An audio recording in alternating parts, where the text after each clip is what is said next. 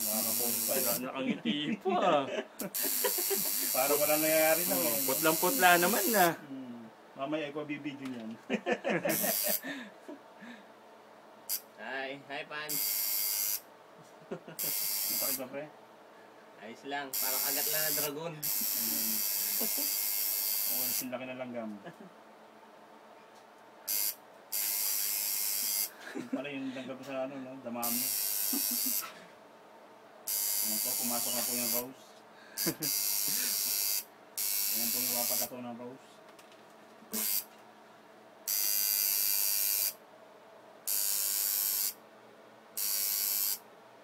Ano ba, video? Gagawin niyang MTV. Kuhaan mo ko, yan. Ano? Kung nga ganun. Masali ko sa... Mamaya kasama ka, ikaw kaya bigla mamaya. Bida. Maganda nga yung tattoo na ano yung una. Yung una mo napili. O, sa binte. Nakala sa babae. Sa babae, ang ganda. Sa babae. Ayaw nga niya eh. Oh, hindi nga Pokol pwede. kayo. Magkukupol tattoo kayo. Nakakayaro sa asawa na baka patayin ka.